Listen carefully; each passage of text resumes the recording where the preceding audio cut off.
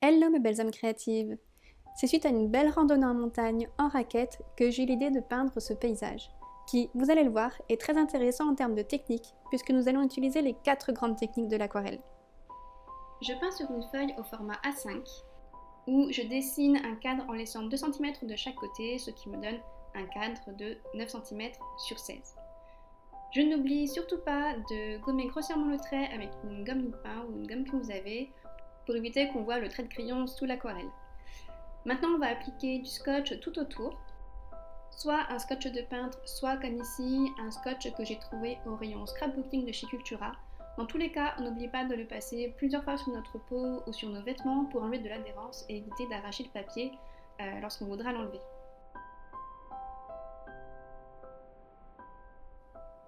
Je commence par dessiner les montagnes en laissant à peu près 2/3 de ma feuille pour le ciel. Dans un premier temps, je les esquisse assez grossièrement.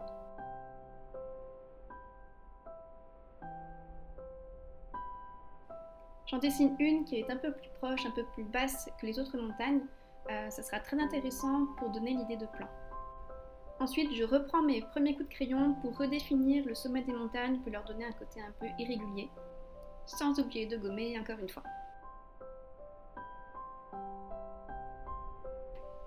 Passons dans le vif du sujet. Pour peindre le ciel, j'utilise un bleu céruléum et un mélange de rose. Avant toute chose, je prépare mes couleurs sur ma palette en créant des réservoirs et je fais toujours des tests sur un bout de papier pour me rendre compte de ce que j'ai sur mon pinceau. Là, par exemple, je trouve qu'il est un peu trop foncé, donc je rajoute un peu d'eau. Ça me paraît pas mal. Pour le rose, je me suis inspirée d'un mélange que je me suis créé lors d'un exercice où je recherchais des couleurs pour me créer une palette unique.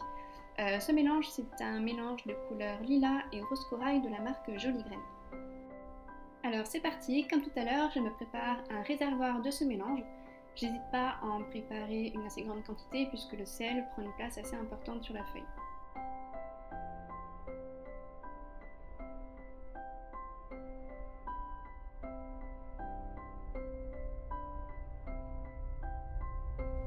Pour peindre ce sel, on va utiliser la technique humide sur humide. Pour ça, je vais prendre mon pinceau pour le tenir le plus parallèle à mon plan de travail et je vais venir faire des allers-retours avec seulement de l'eau. Je reprends très souvent de l'eau car je veux quelque chose de très humide et en faisant ces allers-retours qui ne sont pas parfaits, je vais laisser apparaître des zones blanches, c'est-à-dire des zones où il n'y a pas d'eau. C'est ces zones qui vont suggérer des nuages. Lorsque j'arrive au niveau des sommets des montagnes, je m'applique un peu plus pour éviter de dépasser dedans. Il se peut que, comme moi, vous ayez mis un peu trop d'eau dans cette zone. Dans ce cas, on sèche son pinceau et on vient absorber le surplus. N'hésitez pas à remettre de l'eau en haut puisque le temps d'arriver en bas, le début a pu commencer à sécher. Je peux maintenant remplir mon ciel avec mes deux couleurs.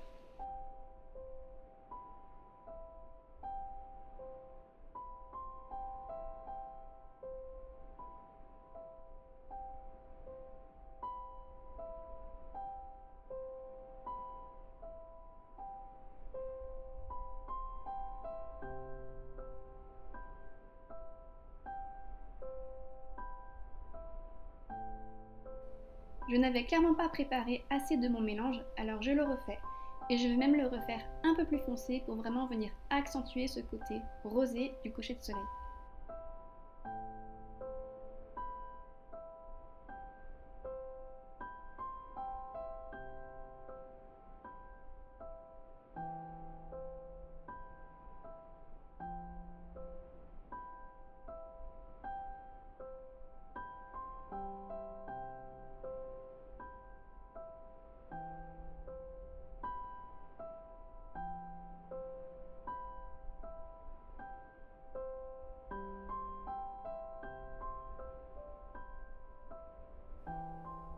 Ici, je vois que la délimitation de mes montagnes n'est pas très marquée.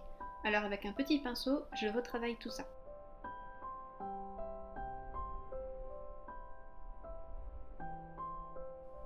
Lorsque l'on peint avec la technique humide sur humide, il est très courant qu'il y ait un surplus d'eau qui se crée dans un coin de la feuille.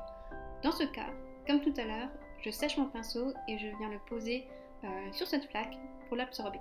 Cela évitera d'avoir des auréoles.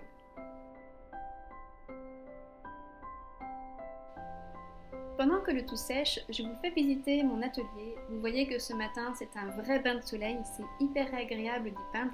Alors effectivement, il y aura quelques ombres sur ma feuille pendant que j'enregistre. J'espère que ça ne vous dérangera pas. Ça va ma belle ?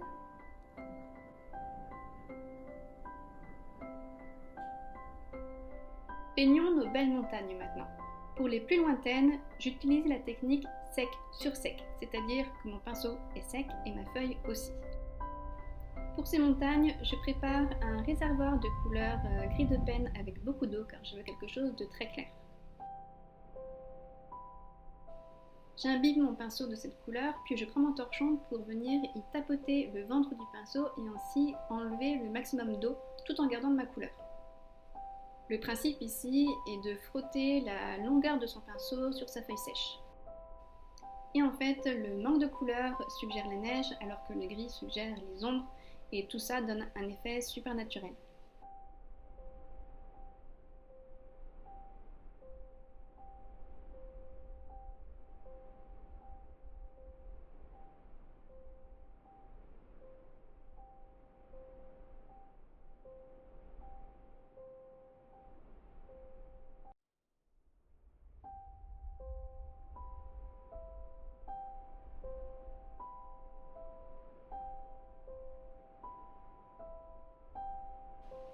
Puis on va s'occuper de cette fameuse montagne qui est un peu plus proche de nous.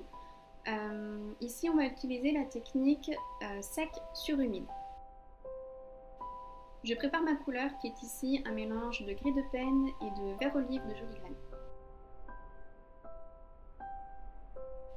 Pour cette technique, j'ai besoin d'humidifier ma feuille. Donc je trempe entièrement mon pinceau dans l'eau et je l'égoutte une ou deux fois sur le bord de mon pot pour quand même avoir une pointe assez pointue.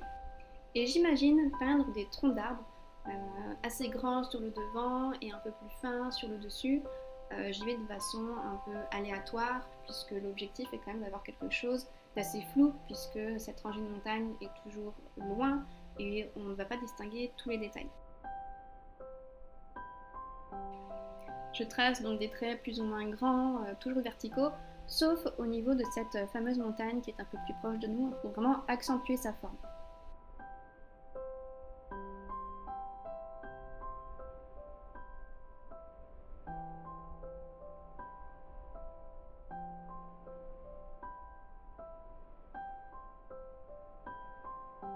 On a dit qu'on utilisait la technique sèche sur humide.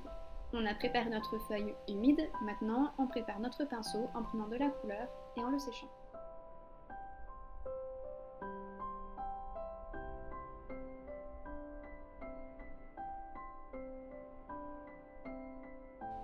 J'utilise la même gestuelle que tout à l'heure en traçant des traits de haut en bas ou de bas en haut pour suggérer les troncs des sapins. J'en fais parfois des clairs, parfois des foncés.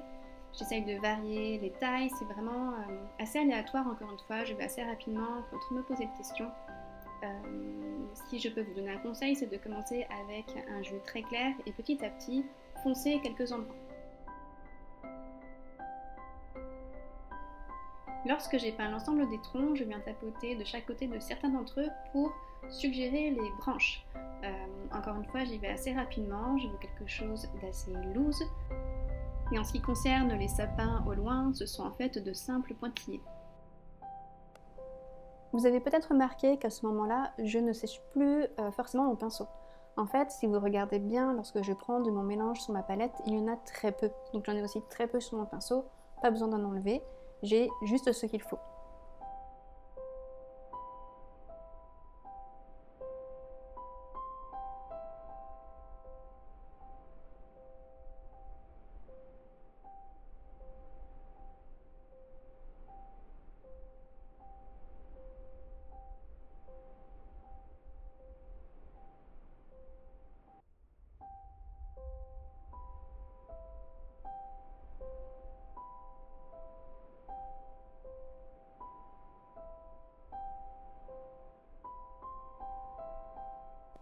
Dernière étape, la rangée de sapins. On commencera par les plus petits au loin, puis les grands qui sont plus proches de nous. Comme moi, je vous invite à dessiner le tronc des sapins. Cela vous aidera à vous repérer dans l'espace avant de passer à l'étape peinture.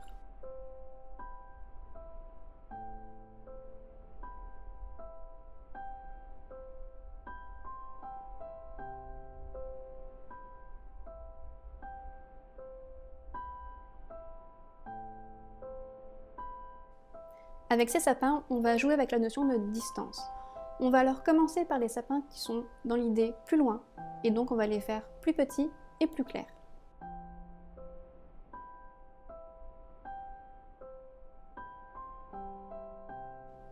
Pour peindre ces sapins, je commence toujours par tracer le tronc avec un pinceau très fin. Puis je viens tapoter de part et d'autre de ce tronc.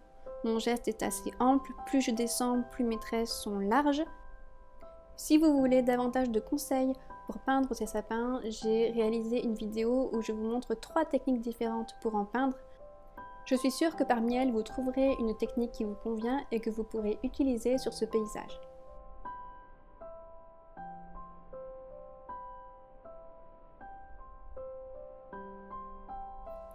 Je précise toutefois que ces vidéos ne sont pas en accéléré, c'est vraiment le rythme que je prends pour peindre ces sapins. Je vais assez rapidement pour avoir l'effet le plus naturel possible.